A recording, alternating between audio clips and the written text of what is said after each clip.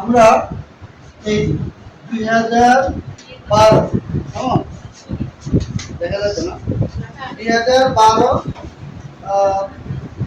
এই দেখো 1 এপ্রিল ওকে 2012 তে 1 এপ্রিল 1,20,000 টাকা দিয়ে 1,20,000 টাকা দিয়ে একটি delivery van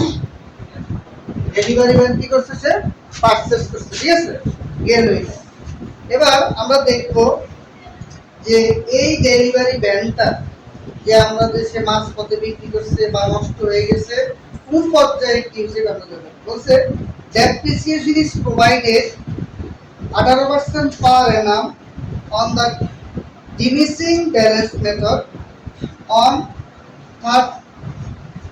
30 September 2014. 1/3 of the machinery was found unsuitable and disposed of for 25 সালে তাহলে প্রথমে বলছে আমরা এখন কত সালে আছি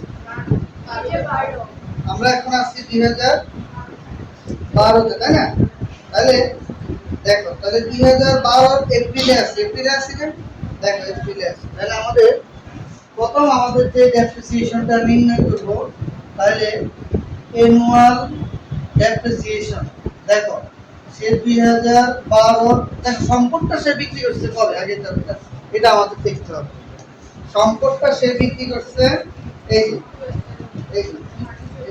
depreciation provided per annum on diminishing balance method on 30 September 2014 তার মানে 30 সেপ্টেম্বর 2014 তে গিয়ে সম্পদটা তার প্রবলেম দেখা দিয়েছে তাই না তার আগ পর্যন্ত কোনো ধরনের সমস্যা ছিল না ঠিক আছে তাহলে দেখো এখানে অ্যানুয়াল ডেপ্রিসিয়েশন কত সালের এটা 2012 খেয়াল করো তাহলে 2012 তে 1,20,000 গুণন কত পার্সেন্ট 18% কত আসে দেখো তো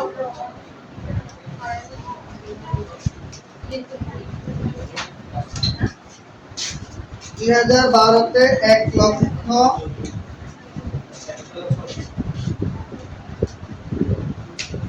তাহলে আসে এটাকে আমরা ভাগ করব 12 দিয়ে গুণ করব 9 দিয়ে কেমন এই যে তাহলে 16,200 ঠিক আছে তার মানে হলো যে 2012 সালে লক্ষ্য করো এই যে তাহলে 2012 সাল এপ্রিল থেকে 2012 ডিসেম্বর 31 পর্যন্ত এই সময়ের ডেপ্রিসিয়েশন কত 16,200 ঠিক আছে এবার আমরা 2013 সাল এবং 2013 তাহলে 2013 সালের ডেপ্রিসিয়েশন কত দেখো তাহলে 2013 অ্যানুয়াল ডেপ্রিসিয়েশন 1,20,000 16,200 কত আসে দেখো তো থেকে বাদ দিলে 1,03,800 তো তাহলে 1,03,800 গুণন 18% 2013 সাল কিন্তু পূর্ণ বছর তাহলে 2013 সাল যেহেতু পূর্ণ বছর তাহলে 2013 সালের পুরোটা আমরা এখানে দেখো তাহলে কত আসছে 18,684 তাহলে 2013 পূর্ণ বছর দেখো 2014 সালের দেখো 2014 সালের ডিসেম্বর 31 এটা হলো 2014 এই পুরোটা 2000 কত ধরো এই পুরোটা 2014 না তাহলে 14 লক্ষ্য করো সেপ্টেম্বরে 30 এটা তো কোনো প্রবলেম নাই 13 তে কোনো প্রবলেম নেই তাহলে এটা হলো 2013 এটা ফুল বছরের হলো স্যার এখানে 12 দেন না 12 দিয়ে ভাগ করো ঠিক আছে এটা তো 12 পয়েন্ট এটা সেট করে দাও গেলে তাহলে 13 ফুল এবার আমি 14 খেয়াল করো 2014 সালে এখানে দেখো 2014 সেপ্টেম্বর কেমন 2014 সেপ্টেম্বরে দেখো এখানে আছে তাহলে সম্পত্তির মূল্য কত যদি এখান থেকে 1,03,000 টাকা থেকে আমরা যদি এটা বাদ দিয়ে দেই তাহলে কতটুকু আসবে তুমি আগে এতটুকু চিন্তা করো এই সময়ের আগের যাবো দেখো আমরা বের করবো কেমন তাহলে 14 সালের কত আসে দেখো এই যে তাহলে 1,03,800 তাই না, মাইনাস 18,000 কত 684 কত টাকা আসে দেখো তো, 85,116 টাকা। তাহলে এইটা আসলো, ঠিক আছে। তাহলে সেপ্টেম্বরের 30 তারিখ গিয়ে এই যে এটা আমি পেলাম, এখানে কয় মাস দেখো তো, 9 মাস না, জানুয়ারি থেকে সেপ্টেম্বর। এও ডাবল টিকেট না পড়ে কত, তাহলে এইটার কত পার্সেন্ট, 18%, এই তো 18% ভাগ করো 12 দিয়ে, গুণ করো কত 3 দিয়ে, কত গুণ করবো আমরা 9 দিয়ে, কত আসে দেখো। আমি সেপ্টেম্বরের 30 তারিখ পর্যন্ত অবশ্যই বের করব, তাহলে এটা কতটুকু আসে দেখো, 11,451। তাহলে আমি কয়টা ডেপ্রিসিয়েশন পেলাম, তাহলে এইটা একটা, এই যে 2014 ডেপ্রিসিয়েশন, কেমন ডেপ্রিসিয়েশন, তাহলে মনে রাখবা 2014 তে দুইটা ডেপ্রিসিয়েশন আছে। এই একটা প্রথম আমি এভাবে বলি শোনা, 12 সালে আমি এপ্রিল মাসের অ্যাসেটটা ক্রয় করলাম, তাহলে 12 সালে আমি 9 মাসের, এটা হলো diminishing declining balance method. Diminishing declining balance method নিয়ম হলো যতটুকু ডেপ্রিসিয়েশন হয় ততটুকু ক্ষয় হয়, ক্ষয় হয় না, তাহলে ক্ষয় হয়ে এই যে পরে আবার দেখো 2013 তে 1,20,000 থেকে 16,200 বাদ দিয়ে বাকিটা ফুল বছর আমি অবশ্যই ধরলাম না, ঠিক আছে তো। এরপরে আমি সম্পদটা দেখো 2000, এই যে দেখো বলা আছে on 30 September 2014 1/3 of the machinery found unsuitable, কিন্তু সেপ্টেম্বরের 30 তারিখ পর্যন্ত তো আমার সম্পদটার অবচয় ছিল, এখান থেকে জানুয়ারি থেকে এই পর্যন্ত সম্পদটার অবচয় ছিল না, হবে না, এই অবস্থাটা হলো এইটা। তার মানে 12 সালে আমার যে ডেপ্রিসিয়েশন হলো ডিমিনিশিং ডিক্লাইনিং ব্যালেন্স মেথডে, পরের বছর ফুল ডেপ্রিসিয়েশন হবে এটা বাদ দিয়ে, কারণ এটা তো কমরা সমান যাবে। আচ্ছা গেল, এবার 14 সালের সেপ্টেম্বরের 30 তারিখে আসি, আমি দেখব সেপ্টেম্বর পর্যন্ত আমার অবস্থা হলো কত, 11,451। কিভাবে বুঝলাম আমি সেপ্টেম্বর পর্যন্ত এটা কেন করলাম, কারণ আমার এটা সেপ্টেম্বরে 3 ভাগের 1 ভাগ নষ্ট হয়ে গেছে, ঠিক আছে। দেখ তাহলে সেপ্টেম্বরের 30 তারিখে সেটা ডাবল টিকেট না ডিক্লাইন বলে দিছি। আচ্ছা গেল, এরপরে দেখো, তাইলে এবার আসো, এবার হলো ব্যালেন্স, খেয়াল করো ব্যালেন্স 30 সেপ্টেম্বর 2014 সেপ্টেম্বরের 30 তারিখে আমার এখানে খেয়াল করো, এখন সম্পত্তি আর মূল্য আমার কতটুকু আছে, সম্পদ তো আমার 1,20,000 ছিল, সেখান থেকে এই বছর কমে 1,03,000 হলো। এরপর সেপ্টেম্বর 30-এ আমার সম্পত্তির মূল্যের দাম হলো কত 85,000, এখান থেকে আমার আবার ডেপ্রিসিয়েশন বাদ গেল না, এটা এই ডেপ্রিসিয়েশনের পরে দেখো এই যে 85,116 মাইনাস এই যে কত 11,451। তাহলে সেপ্টেম্বরের 30 তারিখে আমার এই সম্পত্তির ব্যালেন্স কত গিয়ে দাঁড়ালো, 73,625। এটা আমরা ক্লিয়ার মোটামুটি। তাহলে পর্যায়ক্রমে ডেপ্রিসিয়েশন আমরা বাদ দিচ্ছি। আচ্ছা এখন এখানে যেটা বলছে এই যে 73,000 মানে 1,20,000 টাকার সম্পত্তি আমার পর্যায়ক্রমে একুমুলেটেড ডেপ্রিসিয়েশন বাদ দেওয়ার পরে আমার এখানে আসি দাঁড়ালো এইটা। এখন বলছি কি দেখো কথাটা, এই যে on September 30, 2014 1/3 of the machinery was found unsuitable, মানে বলছে এই সেপ্টেম্বর 30 তারিখে যে ব্যালেন্স আছে ওই ব্যালেন্সের 3 ভাগের 1 ভাগ আনসুইটেবল হয়ে গেছে, মানে নষ্ট হয়ে গেছে। তাহলে আর বাকি রইল কতটুকু, ঠিক আছে। তাহলে এই যে নিউ ব্যালেন্স 30 সেপ্টেম্বর 2014, এখানে ব্র্যাকেটে লিখবা আফটার আনসুইটেবল, আর আনসুইটেবলের পরে কত আসবে দেখো, এই যে তাহলে ৭৩,৬২৫ ভাগ করো ৩ দিয়ে কত আসে?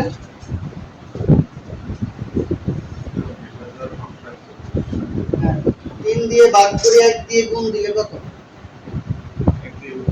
২৪,৫৪১। তাহলে এই যে সেপ্টেম্বর ৩০ তারিখে যে আমার সম্পত্তির এখন যে ব্যালেন্স আছে, এই ব্যালেন্স থেকে ৩ ভাগের ১ ভাগ আনসুইটেবল হয়ে গেছে না?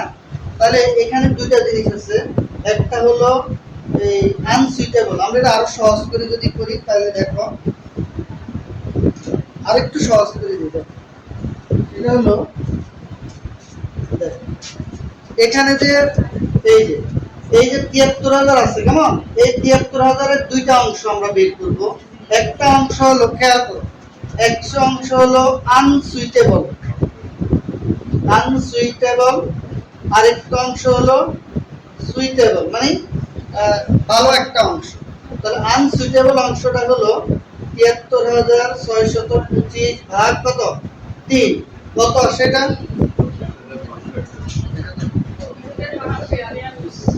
তাহলে ২৪,৫৪২ আর ৭৩,৬২৫ ভাগ ৩ গুণন ২ কত?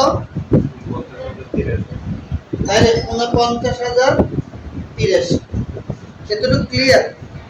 মানে সেপ্টেম্বরের ৩০ তারিখে আমার পর্যন্ত আমার সম্পত্তির যে অবস্থা ছিল সেটা ছিল ১১,৪৫১।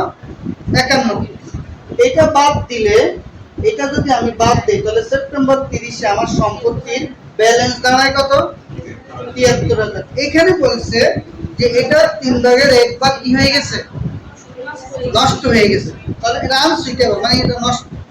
এই আনসুইটেবলটা ৩ ভাগের ১ অংশ, তাহলে ২৪,৫৪২। ওকে, মানে স্যার 3 বছর যে অবশিষ্ট আছে 3 বছরের মধ্যে 1 বছর আনসুইটেবল না, এরকম না।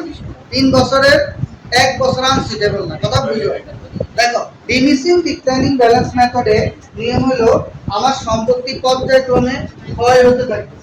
তাহলে আমার এখানে সম্পদটা ১২ সালে একটা অংশ ক্ষয় হলো, ক্ষয় হওয়ার পরে ১২ সালের শেষে আমার সম্পত্তির মূল্য দাঁড়ালো কত? ১,০০,০০০ কত? ৩,৮০০।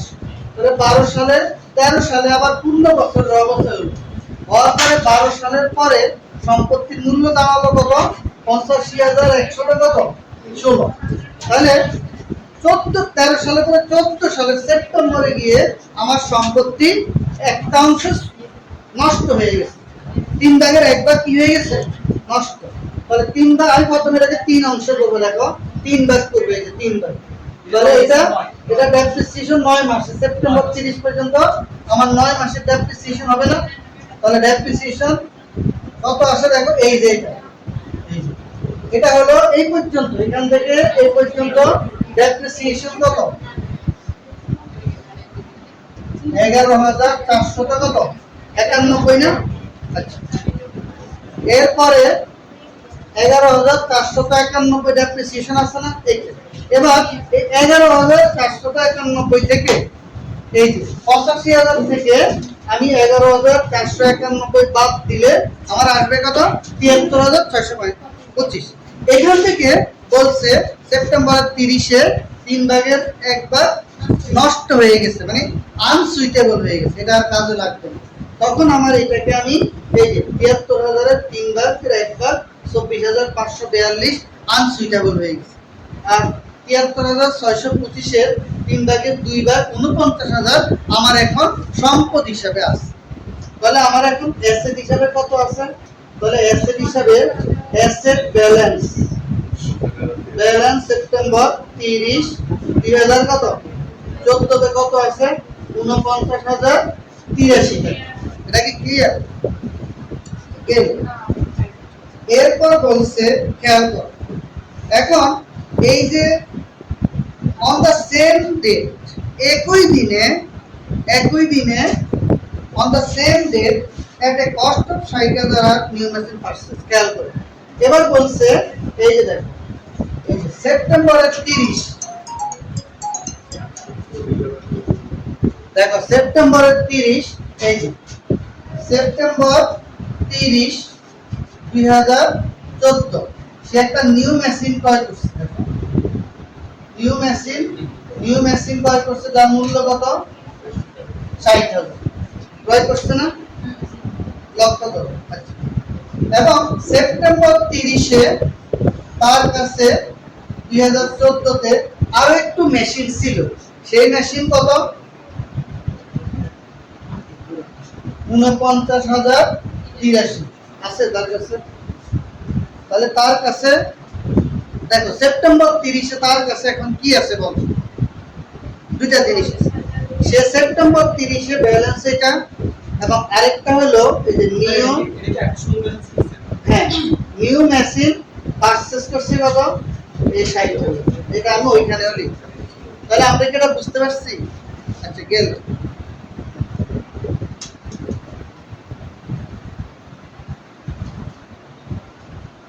আচ্ছা এবার লক্ষ্য করো, কথা বুঝার চেষ্টা করো।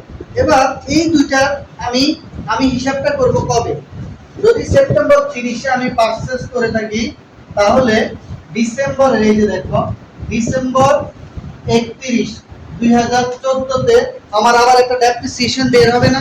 কিসের ডেপ্রিসিয়েশন? এই যে এটা সেপ্টেম্বর 30-এ আমি যে ক্রয় করছি, তাহলে দুইটা ডেপ্রিসিয়েশন বের হবে। খেয়াল করো, একটা হলো 49,083 গুণন 18% ভাগ করো 12 দিয়ে, গুণ করো কত?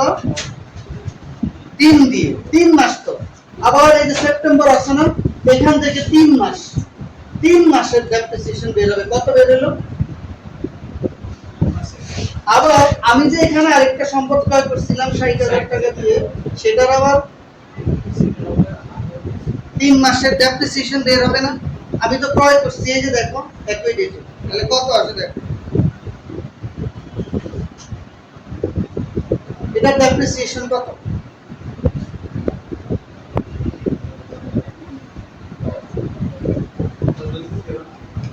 এটা হলো 2209, আর 60,000-এর যেটা সেটা হলো কত? 2,700। ঠিক আছে, এখন তোমাকে যদি আমি বলি যে দেখো 2014 সালের মোট ডেপ্রিসিয়েশন কত, তুমি বলতে পারবা?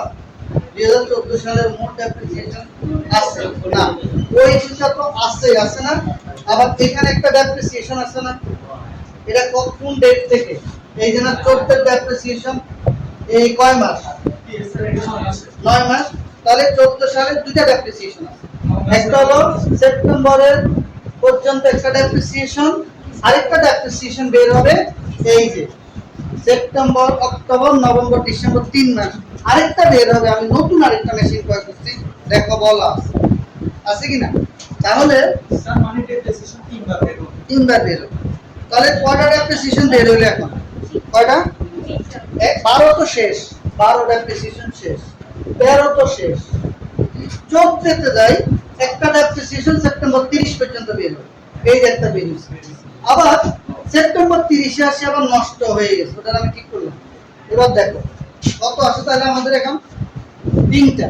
এই যে 2000 লেখো, হ্যাঁ 2014 টোটাল ডেপ্রিসিয়েশন দেখো, এই যে 2014 টোটাল ডেপ্রিসিয়েশন, এই যে দেখো। তাহলে প্রথমে কত? এটা বুঝো, এটা হলো জানুয়ারি 1 থেকে সেপ্টেম্বর 30, কত আসে? 11,400 কত? 91। এরপরে এখানে দুইটা আছে দেখো, অক্টোবরের 1 তারিখ থেকে ডিসেম্বর 31, একটা হলো কত? 2209, আরেকটা কত? 2700। তাহলে তিনটা মোট কত হয়? তাহলে 16,400। তাহলে 2024 সালের 14 সালের টোটাল ডেপ্রিসিয়েশন পেলাম কত? তাহলে আমি 2012 সালে পেলাম 16,200, 2013 সালে পেলাম 18,684, 2014 সালে টোটাল ডেপ্রিসিয়েশন পেলাম এটা। একটা ডেপ্রিসিয়েশন বের হলো এখান থেকে, আরেকটা হলো নতুন সম্পদ ক্রয়ের, আরেকটা হলো এই যে সুইটেবল, কেমন? 3টা দিন। আচ্ছা, এরপরে এখন আর আমার অ্যাসেটের ব্যালেন্স কত আছে দেখি। দেখো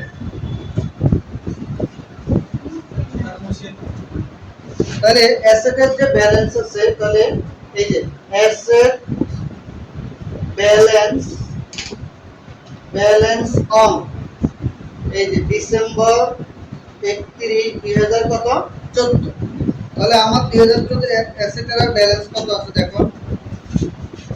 ঠিক আছে, তাহলে এখানে খেয়াল করো, প্রথমে হলো 60,000, সেখান থেকে আমার ডেপ্রিসিয়েশন বাদ যাবে কত 2700, এরপরে 49,083, সেখান থেকে ডেপ্রিসিয়েশন যাবে 2209, কত আসে দেখো।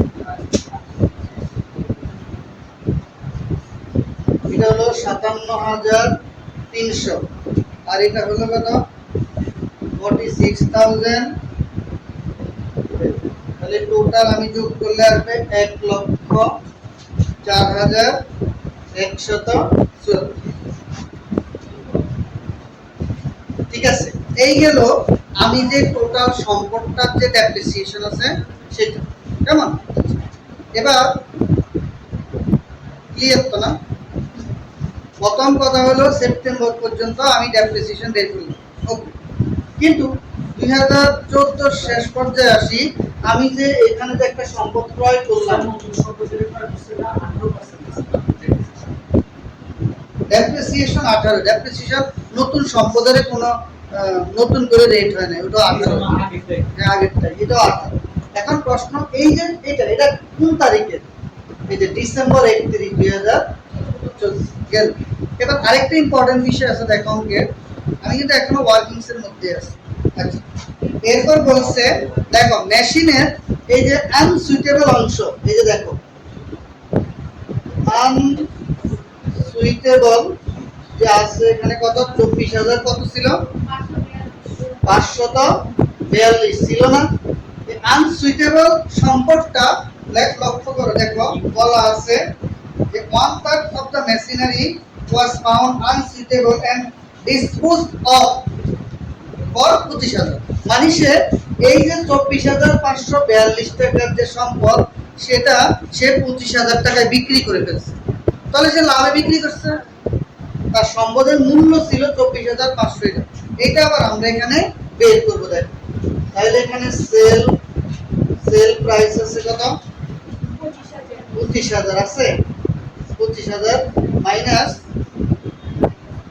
এই যে ডেপ্রিসিয়েবল ভ্যালু কত দেওয়া আছে, এই যে 24,542। আর যেটাকে আমরা কস্ট ভ্যালুও দিতে পারি, বা যেটাকে আমরা কি দিব কস্ট প্রাইসও দিতে পারি। কত আসছে তাহলে গেইন কত, গেইন হলো 458 টাকা। তাহলে আমরা গেইনও পেলাম, সবকিছুই তো পেলাম নাকি। এবার আমরা যদি ডেপ্রিসিয়েশন নির্ণয় করি, খেয়াল করো, কেমন? আবার বলতেছি দেখো, এখানে আমি সেপ্টেম্বর 2014 30 তারিখে, সেপ্টেম্বর 1 2030 সেপ্টেম্বর 2014 এর কথা সম্পূর্ণ চিন্তা করি। 12 তো গেল, 13 আমার এখানে সমস্যা হলো সেপ্টেম্বর 1 থেকে সেপ্টেম্বর 30 পর্যন্ত বলতেছি। তাহলে সেপ্টেম্বর 1 থেকে 30 পর্যন্ত কোনো সমস্যা নেই। ডিভিসিং ডিক্লাইনিং ব্যালেন্স মেথড অনুযায়ী এখানে যে 9 মাস আছে, এই 9 মাসের অবচয় আমি এখানে দেখালাম। তাহলে আমি সেপ্টেম্বরের একটা অংশ পেলাম কত, এই যে সেপ্টেম্বর হলো 1 থেকে সেপ্টেম্বর 30 পর্যন্ত, এই সেপ্টেম্বর 1 থেকে 30 পর্যন্ত, এই যে জানুয়ারির 1 থেকে 30 পর্যন্ত আমি কত মাসের অবচয় পেলাম, এটা 9 মাস। এই সেপ্টেম্বর 30-এ আসি কয়েকটা ঘটনা ঘটছে। একটা ঘটনা হলো সেপ্টেম্বর 30-এ একটা সম্পদ নষ্ট হয়ে গেছে, সেটা ছিল এই 24,000। তাহলে এই যে ডেপ্রিসিয়েশনটা, এটা আমরা এটা দেখানোর পরে আমরা এরপরে কি করলাম খেয়াল করো, 85,116 থেকে আমরা বাদ দিব 11,491, দেওয়ার পরে আমরা 73,000 কত পেলাম, 625 টাকা পেলাম। এটা ছিল কবেরটা, এটা হলো এই যে 1,20,000, এই 1,20,000 থেকে কমতে কমতে ডিমিসিং ব্যালেন্স মেথডে আমার কাছে আর ৭৩,৬২৫ টাকার সম্পত্তি। এইটাই পরে 3/1 অংশ আমার নষ্ট হয়ে গেল। ওই যে নষ্ট হয়ে গেছে ওই অংশের মূল্য এত, আমি বিক্রি করলাম 25,000, তাহলে আমি লাভ করলাম কত? 458। ঠিক আছে, এরপর আমি এই তারিখে আবার আরেকটা সম্পদ ক্রয় করলাম। এই যে দেখো এই সম্পদটা, এটা আমি ক্রয় করলাম। এটা ক্রয় করলাম কবে? এই যে দেখো এই সেপ্টেম্বরের 3। তাহলে আমি এটা 3 মাসের অবশ্যই দিলাম। তাহলে সেপ্টেম্বর মাসে 3টা অবশ্যই আমি পেলাম। এই তথ্য সেপ্টেম্বর 30-এ পেলাম একটা, আবার ডিসেম্বরে পেলাম 2টা। তাহলে কয়টা হলো? 3টা। তাহলে টোটাল আমার ডেপ্রিসিয়েশন হলো 16,000। এবার আমরা লেজারটা করি। লেজার একটা লেজার আছে শুধু